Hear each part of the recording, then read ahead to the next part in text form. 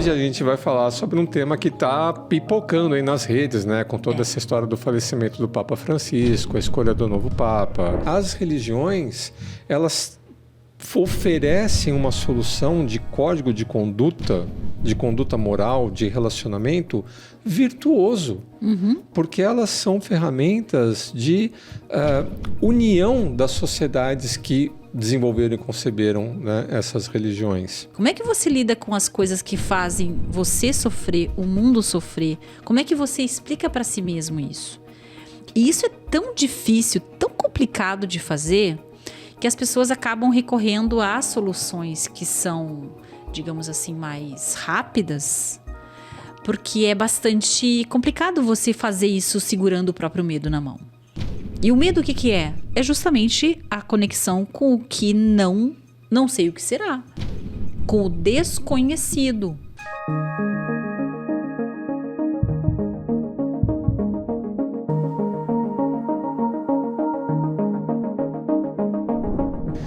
Olá, seja bem-vindo a mais um episódio do Arenier. Eu sou Marcelo do Carmo. Eu sou Alessandra Gonzaga. E hoje a gente vai falar sobre um tema que está pipocando aí nas redes, né? Com toda essa história do falecimento do Papa Francisco, a escolha do novo Papa e outras questões ligadas a... O conclave que está acontecendo nessa época em que estamos gravando. Então nós vamos falar sobre espiritualidade, né? E começando pela diferença entre espiritualidade e religião. Isso. E aí, Ali, o que tu tem a dizer sobre isso? É diferente mesmo? Então vamos lá, eu não me preparei para esse episódio, adoraria ter me preparado, porque é um tema que eu adoro. Só uma dúvida, para qual episódio a gente se preparou mesmo? Para nenhum. Não, nenhum, né? Nenhum. E sempre rolou, então vambora. Fé em Deus e pé na tábua. Mas o que eu quero dizer é que esse é um tema apaixonante, né? Então eu vou trazer coisas que de memória eu me lembro e as definições que eu acho que valem para mim, né? Então, a espiritualidade é esse como respondemos ao porquê da vida. É o nossa, digamos assim, seara de sentido. O nosso espaço delimitador de sentido. Tem uma vez, há muitos anos atrás, eu lembro que teve um programa do Fantástico. E eu era criança. E eu me lembro que aquilo ali me chamou muito a atenção. Que era assim, a ciência explica o quê, os métodos, as técnicas, as especialidades, o como, e apenas a fé explica o porquê.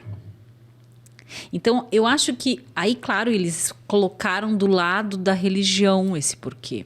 E eu acho que a espiritualidade é um enorme espaço para o porquê, para o significado da nossa existência. A espiritualidade também, uma outra maneira de se ler, é como você lida com o que é metafísico, com o que não pertence ao mundo dos sentidos, com aquilo que não pode ser explicado pela realidade factual. Eu gosto mais ainda dessa definição, porque tem a ver com as coisas que você não domina apenas pela razão ou por leis de causa e efeito, por isso metafísico. Né? Eu não posso estabelecer clareza de causa e efeito. Eu preciso ter significados subjacentes àquilo. Então, é um outro jeito. Como é que tu define espiritualidade, irmão? Nossa, tem uma jornada, né, da minha relação com a espiritualidade. Eu vou fazer assim um breve resumo. Quando eu estava lá no ensino médio, no colegial na época, a gente estuda, né, nos livros de história geral, toda a história ligada à influência da Igreja Católica no Estado, né, todas as guerras, as cruzadas. E eu tinha professores assim muito bons que eles davam assim uma visão mais holística do que estava acontecendo. Então, o impacto político, econômico de todos esses movimentos, né, da Igreja, né, na época ali da Idade Média. E não por influência ideológica, porque naquela época não havia isso, né? Mas por, acho que uma tendência que era natural, pelo menos na minha turma, de questionar, né? De não ser manipulado, né? Por ideologias. Uma vez eu estava visitando lá em um museu de arte moderna, lá em São Paulo, uma exposição do Salvador Dalí. E tinha um quadro do Salvador Dalí, que era O Sonhador. Imagina assim uma bexiga, né, com uma face humana na ponta dessa bexiga. E essa face humana está dormindo. Eu acho que eu lembro desse quadro. E ela está dormindo apoiada por muletas. O Salvador Dalí colocava uma série de muletas, né, que eram forks assim, né? Então o cara estava apoiado ali em muletas. E eu associei, né, aquele quadro, né, com a pessoa dormindo apoiado por muletas. Eu associei que uma daquelas muletas, né, que deixavam a gente, né, sem iniciativa na vida e, portanto, dormindo, estava associada à religião, né? Bem Nietzsche. Bem Nietzscheano. De você, em vez de você falar, tá, vamos lá, vamos arregaçar as mãos, né? E vamos fazer o que precisa ser feito. Não, calma, né? Fé que tudo vai dar certo. E aí você ficava esperando, né? Naquele. Então, sejam as músicas do Renato Russo, né? Seja a exposição do Salvador Dalí. E tem mais coisas aí que a gente pode jogar, né? Eu me lembrei de mais uma agora, mas me permite que eu deixei de fora.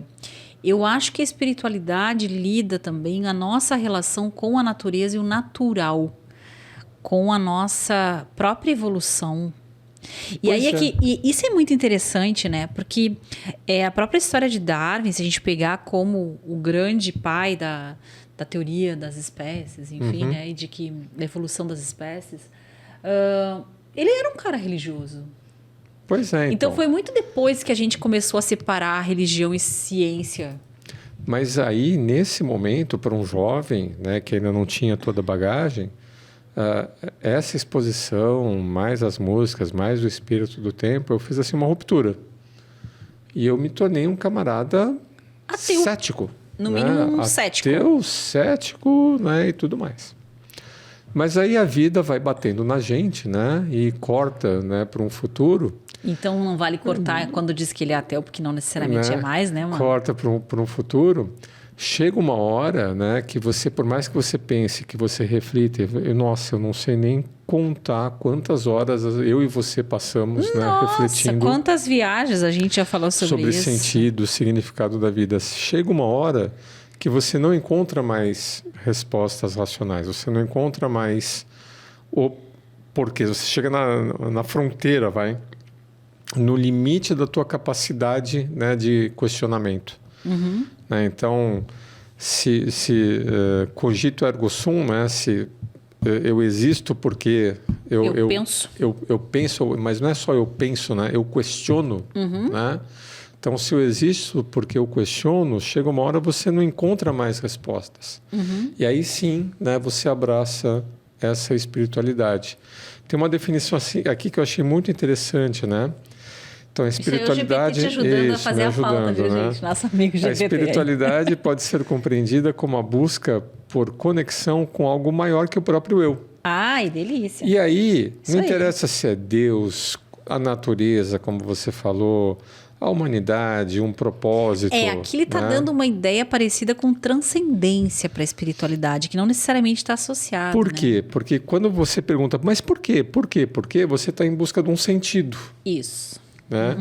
E a espiritualidade, né, é o porque sim. Para de perguntar, assim, porque sim. Né? Né? E aí você começa a olhar esse senso maior, além de você, né? Além das suas questões, né? E aí você fala, tá, então, ok, me rendo, né? Você venceu batata frita, né? Aceito que existe uma conexão com algo maior. Agora, o que eu ainda questiono, o que eu ainda não aceito muito bem, peraí, qual é o caminho para essa conexão, para essa religação? Porque aí entram as religiões. E aí nas religiões, né, tem coisas boas, né, tem coisas não tão virtuosas assim, e é difícil para mim até hoje selecionar uma religião, né, um caminho único para fazer essa religação. Eu acho que a minha conexão com a espiritualidade é alguma coisa toda minha. Né? E não é sincretismo, não é um pouquinho disso, um pouquinho daquilo. Não. É uma coisa que está em constante questionamento, em constante evolução, mas sempre me rendendo, né, a um limite, né, da minha capacidade de produção de sentido, e quando eu chego nesse limite, né, só sei que é assim.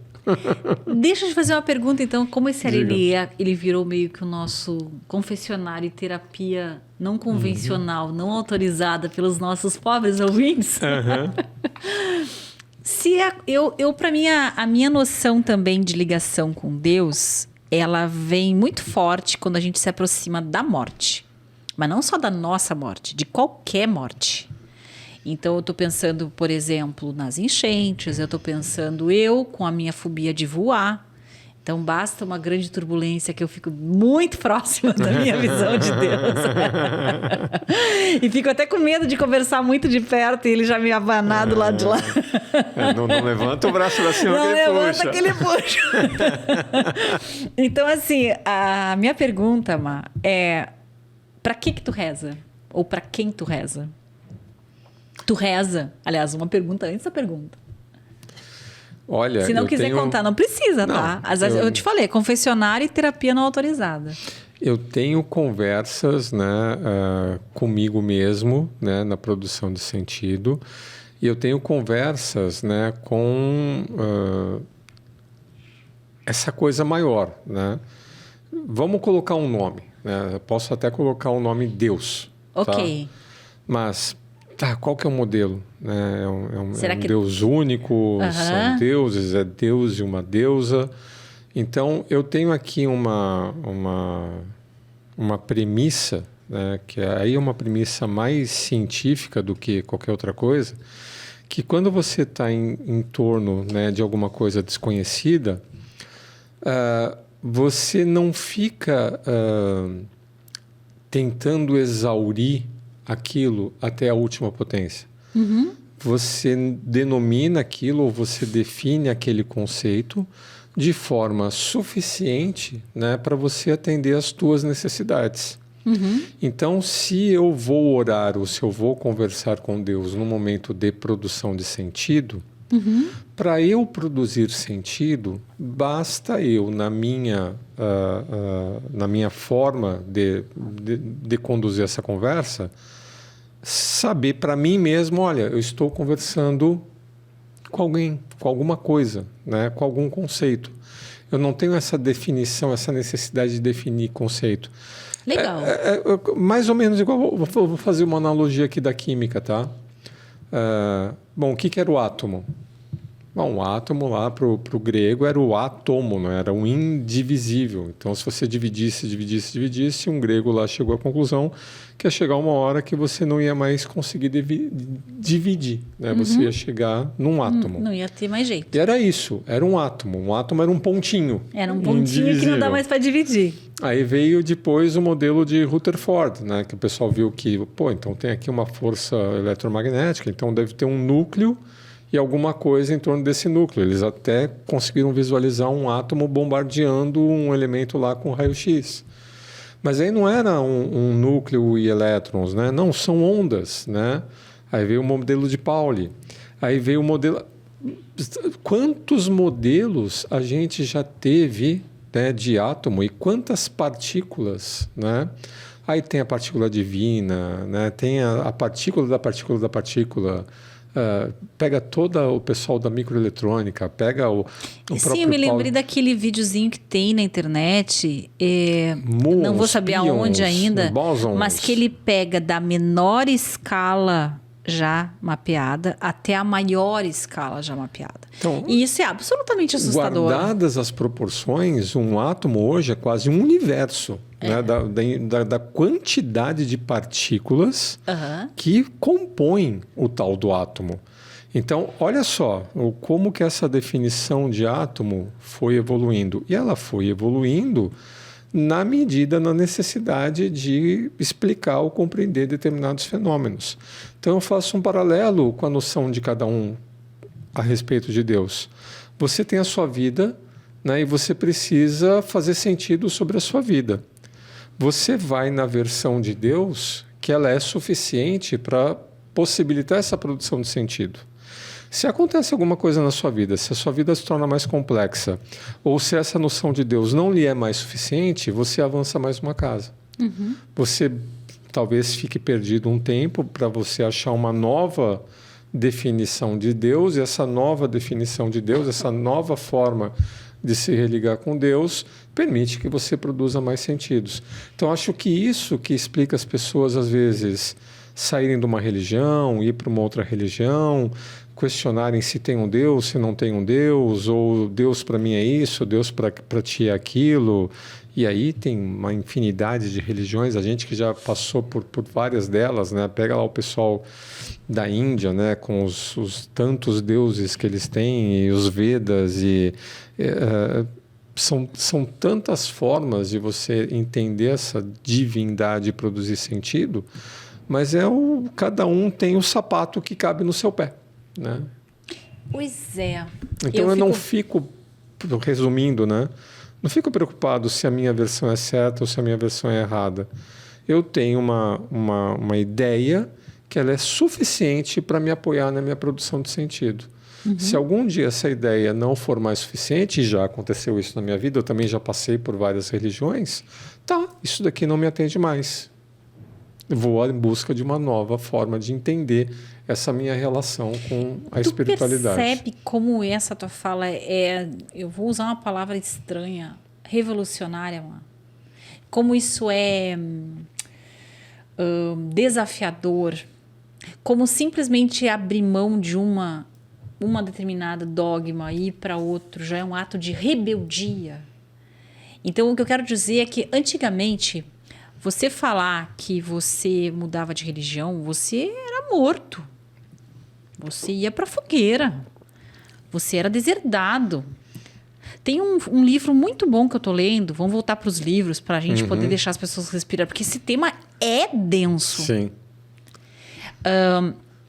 Eu tenho um livro que eu estou adorando ler e não consegui avançar porque justamente ele chegou num ponto bastante sufocante, assim, que se chama O Erro de Spinoza. Uhum. O Erro de Spinoza é alguma coisa de Spinoza, acho que é, do Yalom. Já vou ver se é o erro. E aí, esse livro conta o que aconteceu com Spinoza. O Spinoza era um filósofo judeu que começou a fazer esse tipo de conversa que tu tá tendo aí. Ele começou a questionar textos da Torá, a interpretar livremente passagens. E aí as pessoas começaram a dizer, mas peraí, cara, tu não pode fazer isso. Tem um cara que é um rabino aqui que estudou trocentos anos e está dizendo que essa passagem é para ser lida desse jeito.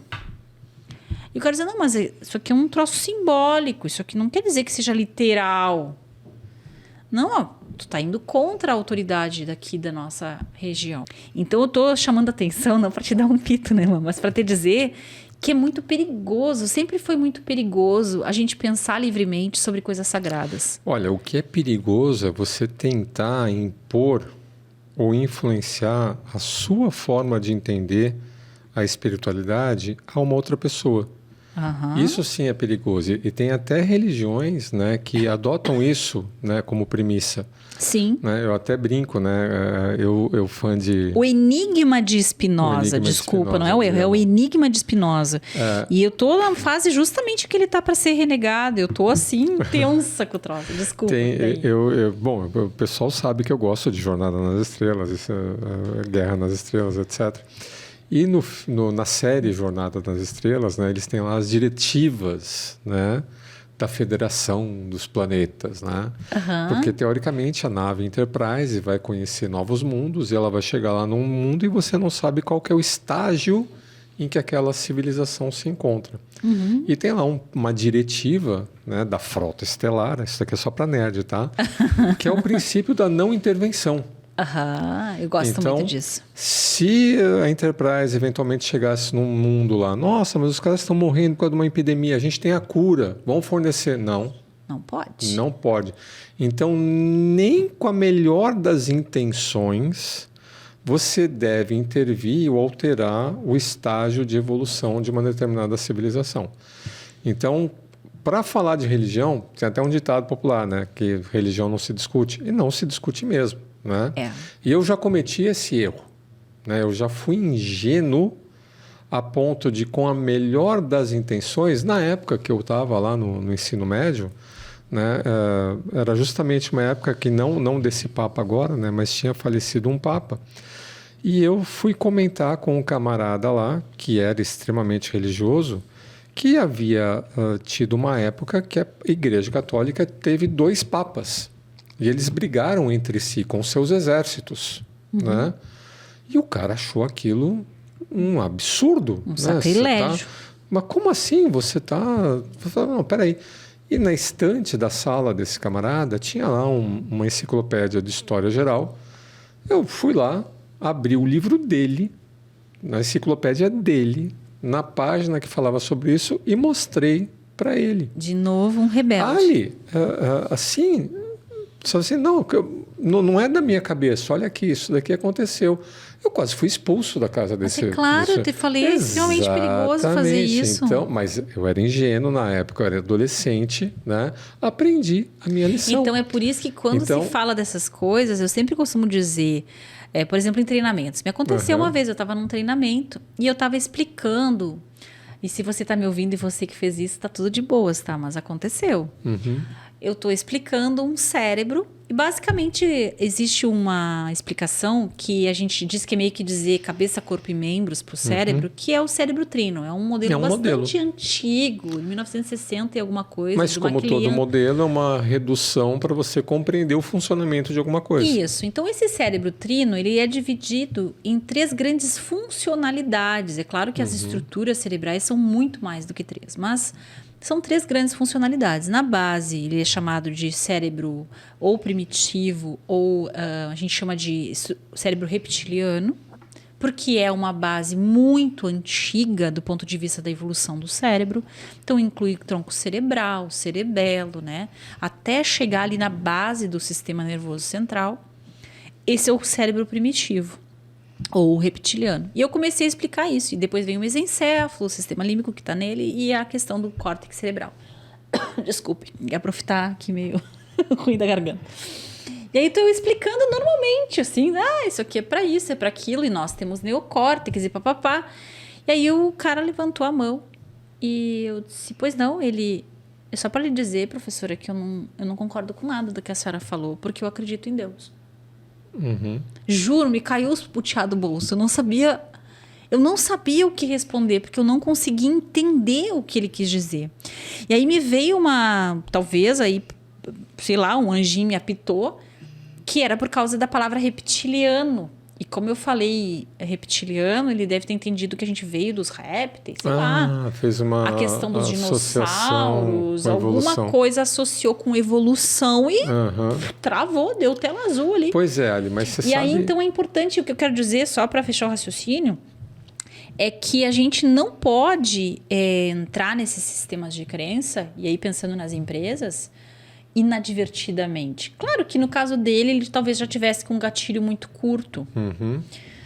Mas certamente a gente tem que nessa hora dizer, ok, tudo bem, tu não precisa concordar. E era isso, e vida que segue. Isso não é de fato, não é para todo mundo, né? Eu diria que, eu acho que nesse exemplo que eu te dei da minha versão da espiritualidade, além de aprender a não intervenção, eu não vou intervir com os outros. Mas, por favor, intervenham comigo. Né? Porque, isso é legal. Junto com a minha espiritualidade está a curiosidade, está a abertura. Né? No principal ou no mais saudável princípio lá aristotélico do só sei que nada sei, justamente porque eu aprendi que a espiritualidade é um conceito em construção ao longo da nossa vida, e o que, se você me fizesse essa pergunta 40 anos atrás, eu teria uma outra resposta completamente diferente, e daqui a 10 anos eu vou ter uma outra resposta com certeza completamente diferente. A gente tem que ter abertura para os diferentes modelos. Que legal. E é por isso que, né, se algum dia você que está ouvindo, né, visitar lá a nossa casa, né, a nossa biblioteca, o que tem lá? Né, Nossa, de tudo no departamento ali de religião.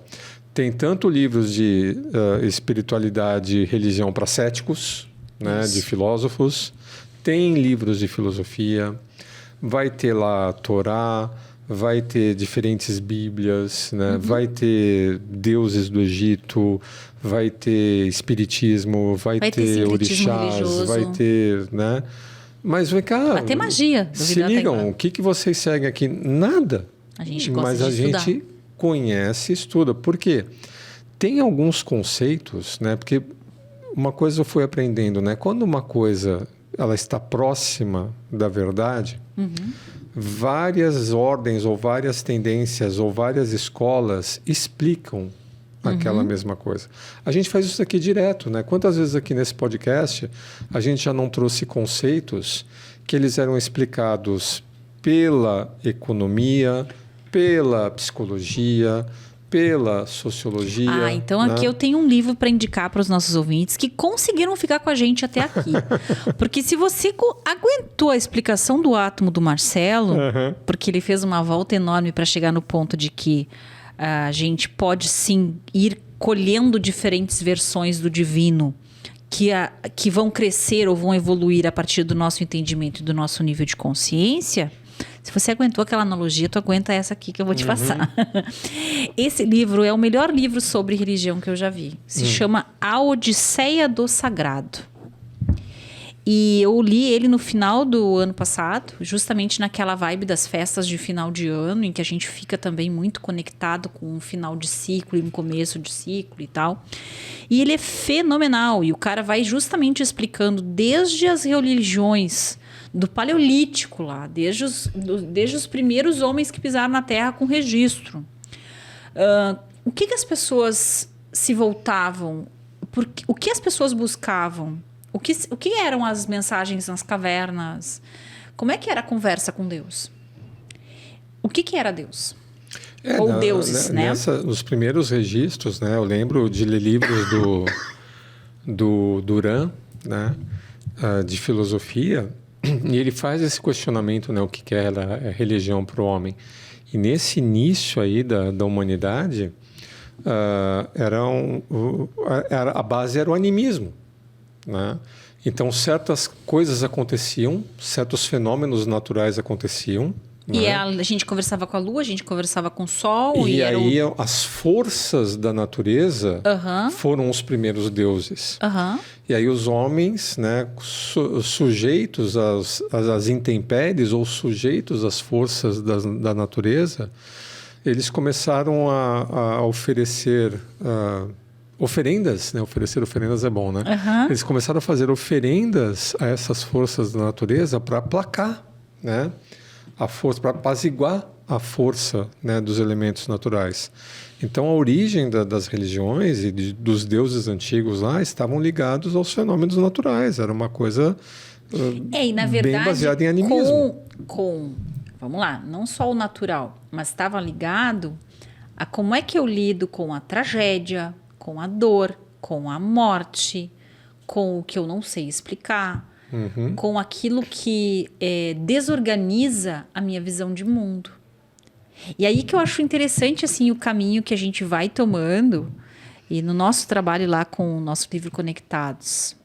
Quando a gente colocou no livro competências socioemocionais como subtítulo, Conectados, competências socioemocionais na era do caos. Eu acho que a noção de ordem e de caos também passa por essa visão do todo, do como é que se organiza então esse mundo. O que é caos? O que é ordem? Né? E será que Deus está em um desses espectros ou está nos dois? E aí a gente começa a ter uma visão, já tenho que posicionar para também a gente navegar nela, mais junguiana, mais da psicologia analítica, de que, afinal de contas, a grande tensão na mente humana é a tensão entre os opostos. E que se eu assumir que Deus só está de um lado desse espectro, eu vou ter que ter dois deuses. Um para cuidar do mal e um para cuidar do bem. Isso que não foi eu que falei, foi Jung, né? Que lá atrás identificou isso. Então, como é que eu vou conseguir conciliar esses opostos? Como é que eu lido com as contradições, com as injustiças, com os absurdos do mundo? Como é que eu continuo acreditando em algo maior e que esse algo maior é algo bom, algo amoroso, e eu convivo com toda essa contradição, né? Então é muito interessante. E aí eu acho que o ateu, aí vou dar uma opinião super polêmica, mas os ateus não costumam se ofender. Então é mais fácil ofender um crente do que um ateu. Eu acho o ateísmo uma preguiça mental. Porque o ateísmo é uma coisa assim, tá, então não é porque é contraditório, então não tem nada. Cara, vai até a página 2, né? Então como assim não tem nada? Como assim a gente é uma massa de coisas ordenadas que se juntaram ao acaso e que vão se dissolver ao acaso, e aí eu vou para a música do Titãs, né? O acaso vai me proteger enquanto eu andar distraído. Então, eu acho o ateísmo uma preguiça. Tipo assim, eu não quero falar sobre isso não faz sentido, nada faz sentido, então eu vou seguir nessa vida de M até que um dia eu vá me embora daqui. E do ateísmo pro niilismo, fica uma vírgula. Que é, quer saber? Então, acho que é todo mundo, cada um por cada um, e realmente vai ser cada vez pior. Se você for ver...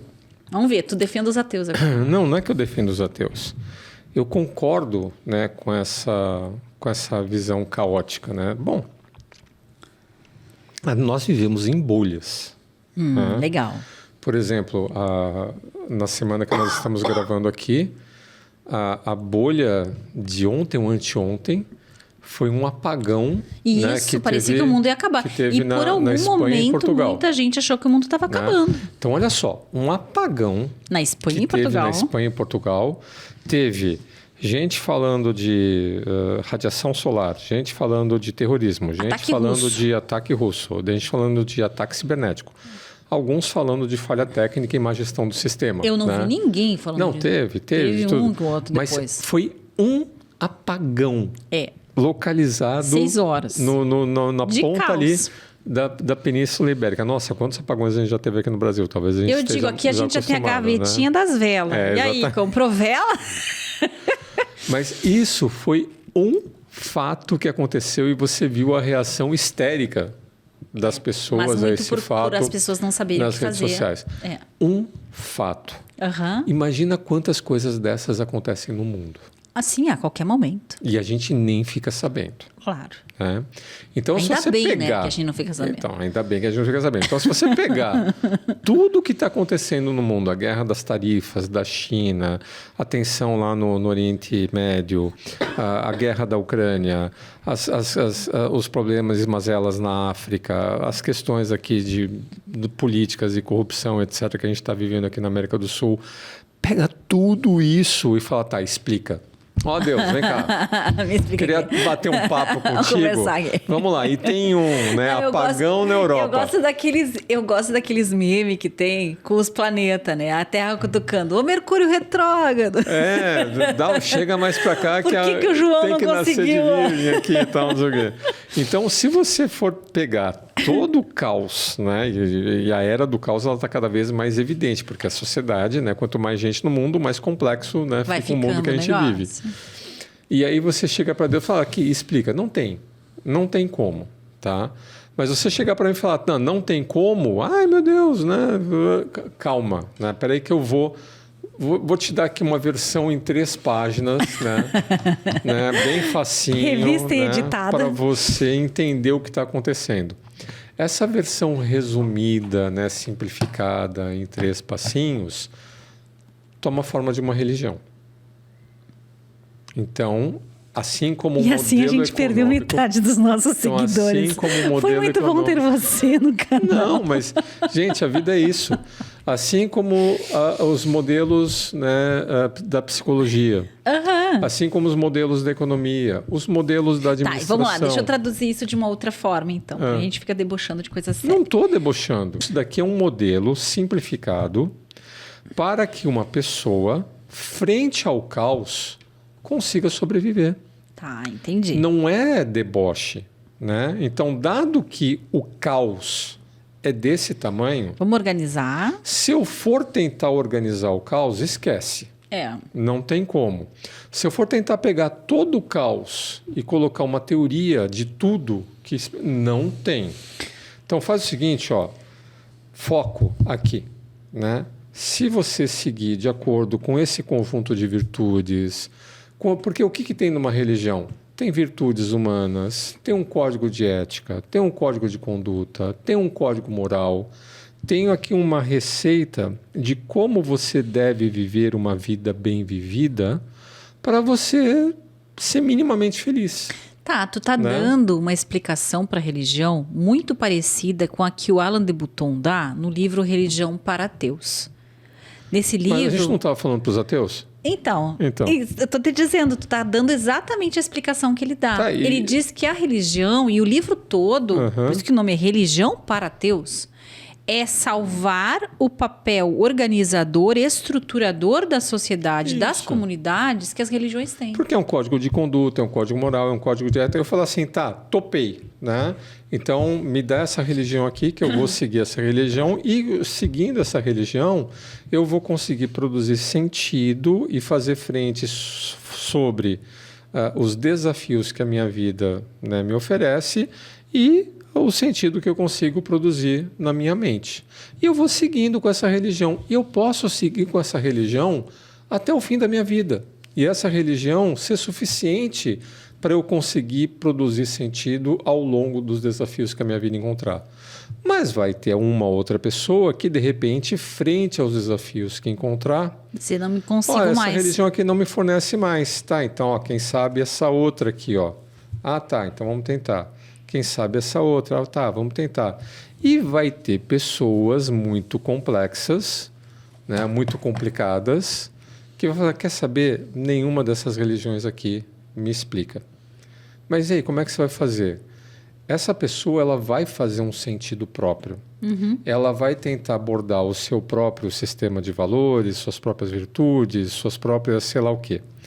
Só que, para nossa sorte, não tem muito o que você inventar se você vive em sociedade.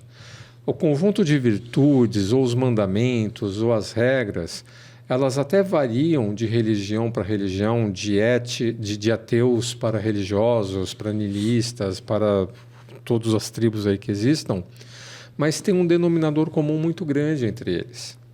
Então, a gente vai conseguir viver em sociedade na maior parte das vezes, nem sempre. Os conflitos no Oriente Médio que o explicam digam. isso. Não, especialmente se a fé que você segue ou a linha de fé, porque também mesmo entre as grandes religiões, se a gente separar só as monoteístas principais de judaísmo, cristianismo e islamismo, as Big Three, né, do monoteísmo no mundo, só entre elas tu vai ter centenas, quiçá milhares de linhas de abordagem religiosa. Então, até mesmo essa escala de quantas são as explicações possíveis e o ordenador de sentido, como tu deu aí, esse conjunto de regras, dogmas ou virtudes necessárias para tocar essa relação com Deus, mesmo isso vai diferir muito. Isso. E o que fica mais complicado, e aí que eu fico pensando em como a gente está confortável aqui nesse podcast, não sei se um dia não vai vir alguém aqui nos catar porque a gente vai ter ferido alguém. Mas o microfone E aí é que tá vem aberto, o vamos quão conversar. abençoado é o Brasil, né? Eu sempre comento isso. Nós não temos em larga escala, não estou dizendo que não tenha em pequenos conflitos, mas em larga escala essa intolerância religiosa nós não temos. Então as pessoas conseguem até desviar do lado na rua, se dependendo da tua religião for muito preocupada em só você seguir ela. E ir contra outras, né? Agora, a gente não tem esta preocupação. Mas tem lugares no mundo que você realmente corre risco de vida. Porque você não concorda com o meu jeito de ver essa Mas relação. eu acho, Ali, que muitas das pessoas que são assim extremistas religiosos ou são por não conhecerem a fundo a religião que professam. Vou te dar um exemplo aqui do que eu estou falando. Faz de conta que tu é ateia. Tá? E eu vou te dar aqui algumas virtudes, premissas das 3 principais religiões que a gente tem contato aqui no mundo ocidental. Tá. A católica, o cristã, o judaísmo e o islamismo. Tá. Vou te dar princípios ou virtudes dessas 3 Sendo religiões. que a católica é uma vertente da cristã, que fique claro, né? Isso. Porque aí tem todas as evangélicas, Então, enfim. olha só, o que tem aqui, ó? Esperança, que é uma expectativa confiante no bem futuro. Te soa bem ter esperança? É bom. Não muito, mas é. Caridade. Ótima. Doação generosa ao próximo. Prudência. Sabedoria E prática. canja de galinha. Justiça. Isso aí. Fortaleza. Coragem para agir perante os desafios. Ou temperança, né? Temperança. Moderação dos desejos. Isso a doutrina cristã. Judaísmo. Bondade amorosa. Então, cuidado com o próximo. Justiça caritativa. Praticar a justiça, mas com compaixão e generosidade. Humildade. Reconhecimento das próprias limitações. Verdade. Fidelidade ao que é íntegro. E paz. Harmonia e bem-estar entre os seres. Lindo. Alcorão. Islamismo. Consciência de Deus. Uma reverência espiritual e ética. Paciência. Perseverança diante das provações. Sinceridade, pureza de intenção. Justiça, equidade nas relações. E compaixão, misericórdia como expressão divina. Me fala o que daqui você não concorda. Pois é. Né? Então, em essência, né, as religiões, elas oferecem uma solução de código de conduta moral, de relacionamento virtuoso, porque elas são ferramentas de união das sociedades que desenvolveram e conceberam, né, essas religiões. Então, eu não tenho problema de... E tenho certeza que se ouvirem espíritas que nos escutarem, eu peguei as três... religiões afros... Eu peguei as três principais. Os próprios budistas, se a gente pegar como religião e não como filosofia, todas conversam com tudo isso, com virtudes mesmo. Agora, elas têm esses códigos morais, mas elas também têm códigos de ética, né? E o código de ética é um código de ética que foi traçado à época que a religião foi definida. E um código de ética é um código de conduta. Olha, o que fica bem nós fazermos ou não fazermos, dado as tuas necessidades, dadas as minhas necessidades e dado o contexto da época. Então, é claro que se você pegar algumas religiões ao pé da letra, né, alguns textos religiosos ao pé da letra, você vai ter virtudes, você vai ter... Olha só a Bíblia cristã, a Bíblia católica. Né? É o primeiro exemplo de storytelling que a gente tem. Hoje a gente fala tanto de storytelling, narrativa. Ensinamento a partir de parábolas. Né? Olha só o quão antigo é essa abordagem. Nós aprendemos e o quão muito com eficaz histórias. é essa abordagem. Né? Você aprender códigos morais a partir de histórias. Né? Puxa vida, né? Mas você vai ter ali algumas coisas, né? algumas regras, alguns mandamentos, principalmente lá no Antigo Testamento, então também na Torá, que você fala, nossa, mas que absurdo isso daqui. Que absurdo para hoje. Para a época, podia ser que fizesse sentido. Então aí começa a ter uma dificuldade, tá? Então, o que eu atualizo, o que eu não atualizo? O que eu sigo a pé da letra, o que eu não sigo a pé da letra? E aí vem aquelas pessoas que são os interpretadores oficiais, né? Que é os que vão dizer, não, isso aí não pode atualizar, não. Então. Isso pode, isso aqui a gente já explica assim. E aí vai ter pessoas que falam, né, entre mortos e feridos, vai entre prós e contras, vale a pena continuar nessa religião. E vai ter gente que vai falar, não, peraí, isso daqui não consigo produzir sentido se você me falar que eu tenho que tomar isso daqui ao pé da letra. Pois é, mas aí deixa eu puxar para um outro lado, então. Achei muito interessante tu me dizer tudo isso. E olha que interessante, eu estou falando contigo e estou vendo um livro ali do Arthur aqui do estúdio, um que diz rap, tá? O outro que diz Reino do Medo, que está virado de cabeça para baixo. E qual é o terceiro que tem ali? O campeão. O campeão está embaixo do Reino do Medo, virado de cabeça para baixo. Por que eu estou comentando isso? Porque eu acho que seja qual for a nossa busca de conexão com algo maior que nós, voltando ao tema do episódio, a gente não deveria fazer isso só com base no medo. O nosso motivador para encontrar conforto não deveria ser um absurdo medo. E é por isso que eu digo que fala que quero ver achar o ateu na hora da turbulência, né? Porque quando a gente está confrontando com a nossa morte, e todos nós vamos morrer, isso é uma coisa que muitas pessoas bloqueiam. Bloqueiam de tal forma que fazem de conta que isso nunca vai acontecer. E o mais importante não é você... agora então vamos falar todo dia de morte. Não. como é que você lida com isso? Como é que tu lida com a finitude? Não só da vida, mas das fases que tu já viveu.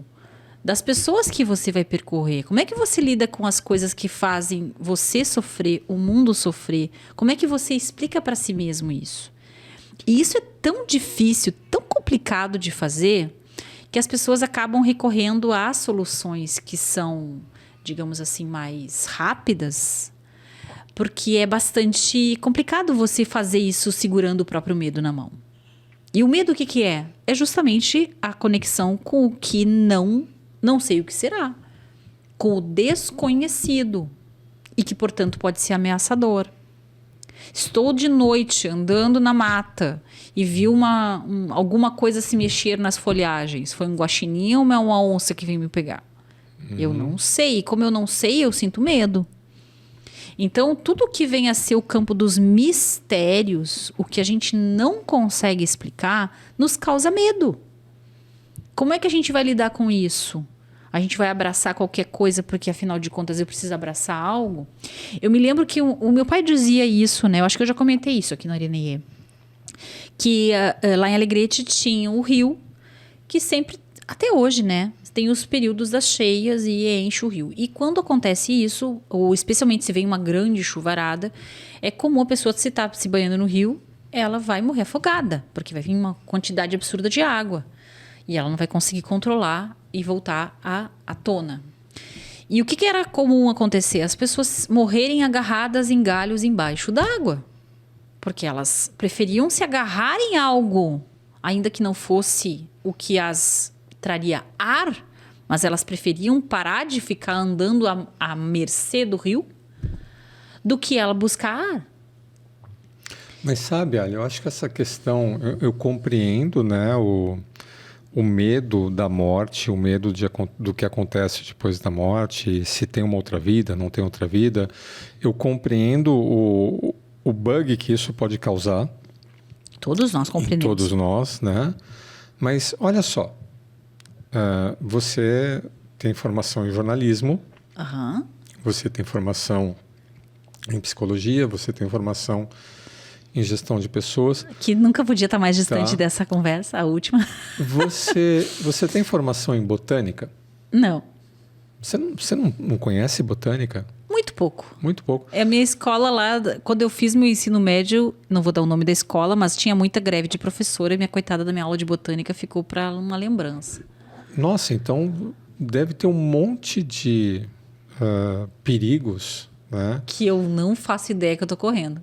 Não precisa nem ir pra botânica, vamos pras aranhas, vamos pro campo das aranhas.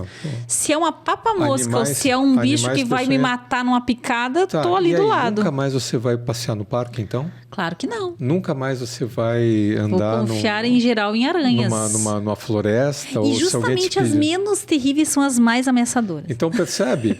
O fato de você não saber de botânica, o fato de você não saber de biologia, né, e animais peçonhentos, etc., não te impedia, né, de acampar. Isso. Né, e de 63 dias uma vez. E de fazer passeios.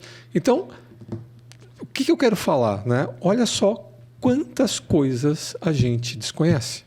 Claro. E a gente leva a nossa vida da mesma forma. Né? Eu não sei, não entendo sobre mercado de ações, eu não entendo sobre regulação de energia, eu não entendo sobre... Acabamos de ter uma aula sobre apagão que ninguém entendeu ainda o que aconteceu. Percebe, né? Então, isso é uma coisa que é difícil para mim, né, entender em alguns comportamentos. Porque, de novo, né, o só sei que eu nada sei... Não é assim, coitado de mim, eu sou uma réis criatura. É uma confissão do absurdo da nossa ignorância. Né? E vem cá, você pode seguir a sua vida buscando ampliar a sua compreensão, mas sem travar a sua vida, né? Porque você não sabe tudo. Então, eu acho que aí nós chegamos numa explicação parecida, Má. Quando você diz que você não precisa nomear para quem ou o que você reza, eu tenho uma situação muito parecida. Eu acho que a nossa capacidade de compreender esse além de nós, ela é muito limitada. E, de novo, eu não vou me sentir mal com isso. Eu entendo que isso é até para nos proteger. Eu acho que a gente... A ignorância é uma bênção. Sim. E se alguém me dissesse assim, ali detrás daquela cortina, tu vai conversar com Deus. E ele vai te explicar tudo como é que acontece. Eu não sei se ia querer, não. Ia dizer muito obrigada, mas, né, fico por aqui. Exatamente. Então, assim como eu não preciso... Porque a gente não tem capacidade de absorver tudo isso. E tá cheio de histórias religiosas sobre isso. De pessoas que foram atrás de verdades e de mistérios que elas não estavam prontas para absorver. E aí o que acontece? Assim como eu não preciso ter uma definição clara, né, do que é ou de quem é Deus para ter as minhas conversas, né, com a espiritualidade, eu também não preciso saber exatamente o que vai acontecer depois da morte para seguir vivendo. Se você continua com a gente, tem mais um livro bem legal que eu acho que ele ajuda a lidar muito bem com a vida, considerando as questões do fim da vida, que é o da Ana Cláudia Quintana, Para a Vida Toda Valer a Pena. Todos os livros dela são maravilhosos. O primeiro, que foi o mais famoso, que é o A Morte é um Dia que Vale a Pena Viver, é fenomenal. Mas Para Toda a Vida Valer a Pena... É exatamente isso, é para te preparar para a tua velhice, para te preparar para uma época da tua vida que as coisas que te importam hoje não vão te importar mais, da mesma forma. Então, a gente costuma achar que os nossos problemas e as nossas dificuldades são uma coisa absurda e que isso é o mais importante. É claro que se você tem dificuldades financeiras, você vai continuar acreditando e vai continuar duvidando de que existe algo mais importante que isso. Aí entra Maslow para nos explicar. Então, claro que aquilo que afeta a tua sobrevivência sempre vai ser o mais importante. Vai ocupar mais os teus pensamentos. Mas assim que você garantir um mínimo de condições de sobrevivência e um mínimo de relações ou de conexão com o mundo emocional para você continuar, você vai se abrir para outras coisas. E vai querer saber mais sobre outras coisas. Isso vai ser mais interessante. E isso não é o que estou dizendo. São muitos autores que falam sobre isso. Sobre essa mudança no nosso centro de interesses durante as fases da nossa vida. E o que esse livro trata é exatamente sobre isso. Como é que eu me preparo para isso? Então é bem bacana. E eu acho assim, cada um tem o seu modelo de vida, né? Tudo isso que a gente falou aqui, tudo isso que eu falei aqui, o que você está fazendo aqui? Né? Então, de onde que eu vim, para onde que eu vou. Um covinho, um cotô para um covô. E nesse meio tempo, o que você está fazendo aqui? Né? Para que você está aqui? Esse modelo de vida, ou o significado da vida, lógico que cada um tem o seu. Todo esse meu entendimento também está associado ao meu modelo, ao meu significado de vida, que é aprender. Né? Então, eu acho que eu estou aqui e eu faço sentido da minha existência como uma ferramenta, um instrumento de aprendizado.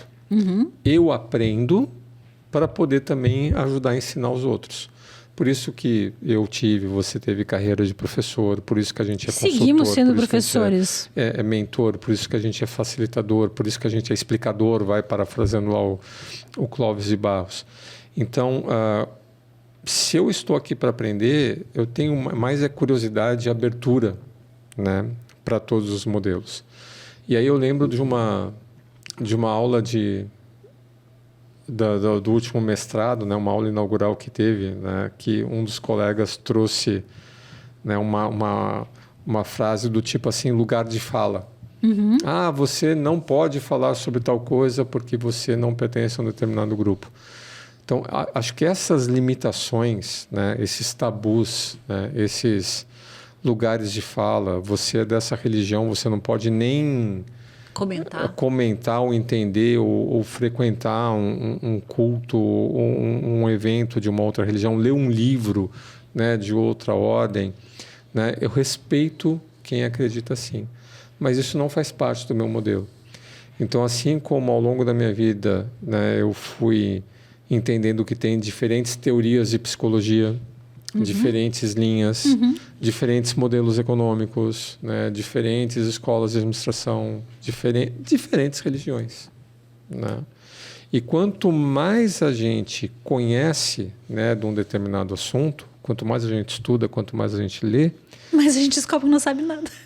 Mas mais elementos a gente tem para produzir sentido. Isso. É a mesma coisa que a criança aprendendo o beabá. Né? A criança está lá aprendendo as letrinhas, está aprendendo o alfabeto. Então, primeiro ela aprende as letrinhas, ela aprende as sílabas. Aí, com as sílabas, ela aprende, né, as palavrinhas. E aí, aprendendo meia dúzia de palavrinhas, ela começa a ler os primeiros livros ainda com figura, porque ela não sabe ler muito texto. E aí, quanto mais ela lê, mais ela enriquece o vocabulário dela. E quanto mais ela enriquece o vocabulário, mais condição ela tem de produzir sentido, de se expressar, de perguntar, de crescer, de aprender a aprender. Então, todos esses conhecimentos são tijolinhos para a nossa produção de sentido. Quanto mais você lê, se você tem medo da morte, né, em vez de se esconder embaixo da cama, quanto mais você lê sobre isso, pega as dicas de leitura aí que a Alessandra deu. Tem o De Frente para o Sol do Yalom. Pega as outras religiões. Quanto mais você lê e buscar compreender diferentes entendimentos sobre isso, mais elementos você vai ter para produzir sentido. E quanto mais elemento você tiver para produzir sentido, quanto mais sentido você conseguir produzir, menos suscetível ao medo você vai ficar. Ok, amei tudo isso. E eu acho que tem um complemento importante aqui. Essa fome de sentido, essa fome de aprender, é uma coisa muito tua, Má. E até acho que minha também, mas eu vejo mais em ti do que em mim. Então, você é um grande aprendedor, vai. Uhum. É um explicador, portanto, aprendedor que é. A nossa filha chama ele de Google, já comentei com vocês, né? Porque era a primeira ferramenta de busca que ela tinha, era o Google, então por isso, hoje em dia podia ser outro apelido dele, né? Podia ser GPT. Uhum. Então eu vejo isso muito em ti. Mas eu acho importante dizer que as buscas do sagrado são diferentes nas pessoas.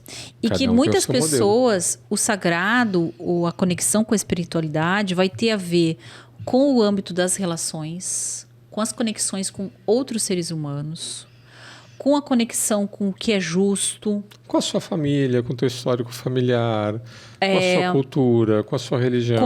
Com o pertencimento a uma sociedade, com o lugar que a ela uma nasceu, cultura, exatamente, com a ancestralidade. Né?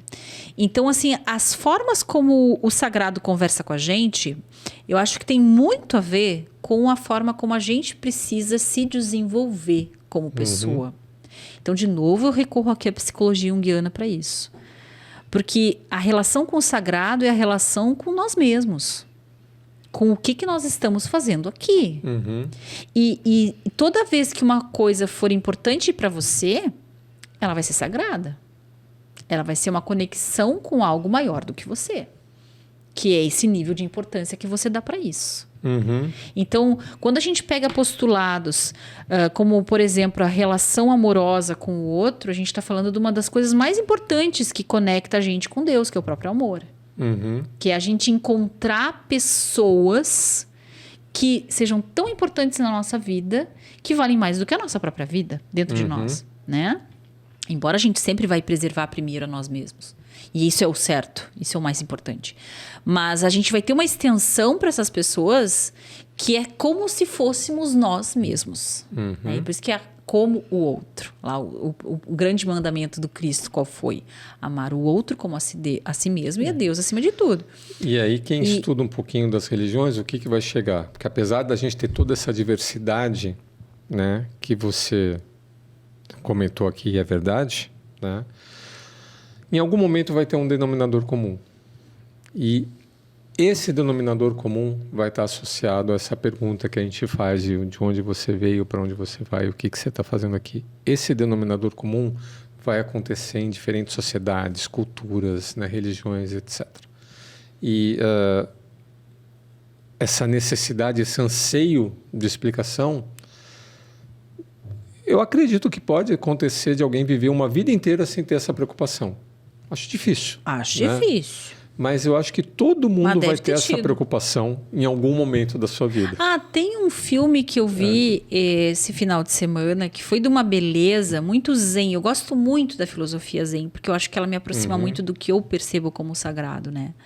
E o zen, ele é tão difícil de explicar porque ele é muito ligado à experiência com a vida, de uma forma geral. Então, tu pode estar lá numa tarde, como a gente fica aqui muitas vezes na Conexão IE, e de repente bate o sol nas árvores ali na frente, e eu tenho uma profunda conexão com o sagrado naquele momento. Uma luzinha batendo nas árvores, luz do sol batendo ali. Um passarinho que vem, um gato que sobe em cima da mesa e que lambe a pata. Então, quando a gente começa a se conectar com aquele momento, você encontra em qualquer lugar, a qualquer momento. E esse filme ele mostra a trajetória de um faxineiro que mora em Tóquio e que é muito bonito porque ele é quase um filme mudo. O protagonista, dá para contar as vezes que tu ouve ele falar. Mas ele parece uma pessoa absolutamente realizada, sendo um faxineiro. Então, por quê? Porque ele tem uma conexão com tudo que ele faz. Ele se dedica absurdamente. Faz lembrar também a visão de espiritualidade no filme do Último Samurai, que é a famosa cena da cerimônia do chá, em que o samurai convida o Tom Cruise, né? Claro que não é o Tom Cruise o nome dele no filme, né? Mas enfim, o estrangeiro da guerra, para que antes de ir para a batalha, eles possam tomar um chá. Né? Então, eu acho que eu quis trazer essas visões. Eu não me esqueci o nome do filme, tá? Mas esse filme, se não me engano, tá no Prime. E se você colocar lá, Faxineiro em Tóquio, vai aparecer o nome desse filme, né? Ele é um filme premiado, inclusive. Eu acho que em qualquer lugar, se a gente for procurar a conexão de uma pessoa com Deus, vai estar diretamente ligada à conexão dela com a vida. Bom, se tu deu 2 recomendações, eu vou dar uma recomendação de filme aqui também. Então vamos lá. É um filme de ficção científica. O nome dele. Né? É um filme antigo, não sei se vai ter nas plataformas, né, de forma aberta. Talvez você tenha que alugar, né, esse filme. Mas o filme se chama Inimigo Meu. E é uma história de ficção científica. A história de ficção científica é o de menos. Mas fala justamente dessa conexão com a vida entre um ser humano e um soldado alienígena. Que eles ficam perdidos num planeta. Eu me lembro. E eu não vou dar mais spoiler, mas... um nerd vendo um filme de Deus, que lindo. Então, eu estou dando aqui, né, dicas, né, de filmes sobre espiritualidade para nerds. Inimigo Meu. Tá, esse que eu falei, gente, se chama Dias Perfeitos. E é exatamente isso. Como assim Dias Perfeitos de um faxineiro em Tóquio? Pois é, porque ele tinha uma conexão maior. Muito bem. E aí, tá satisfeita? Eu tô satisfeita. Eu espero que tenha sobrado algum seguidor do Arenê. Não tem. Mas vocês já entenderam que aqui a gente faz um bate-papo sobre tudo um pouco. E como tá rolando aí o conclave, a gente achou que a espiritualidade cabia bem da gente conversar, né, Má? É isso aí. E um pouco de espiritualidade não faz mal para ninguém. É verdade. Se a gente entender a espiritualidade como virtude, se a gente entender a espiritualidade como uma forma de você produzir sentido, né, para os grandes angústias, né, da vida, para as grandes angústias existenciais, eu acho que um pouquinho de espiritualidade não faz mal para ninguém. Seja a forma com que você se conecte com esse algo maior, seja a forma com que você chame, né, de Deus ou de natureza ou de sei lá o quê, né? Eu acho que todo mundo pode se beneficiar. Né, eu vou mais longe, todo mundo precisa disso. Assim que a gente se sente um ser isolado do resto, a gente começa a deprimir os nossos recursos emocionais. Então a gente precisa dessa conexão com algo maior que nós. E com curiosidade, com abertura. Isso aí. Certo? Então, muito obrigado para você que assistiu o Arenê e a gente espera te encontrar no próximo episódio. Fazemos fotos, né? Temos fé. Isso aí. Obrigada, gente. Até o próximo Arena.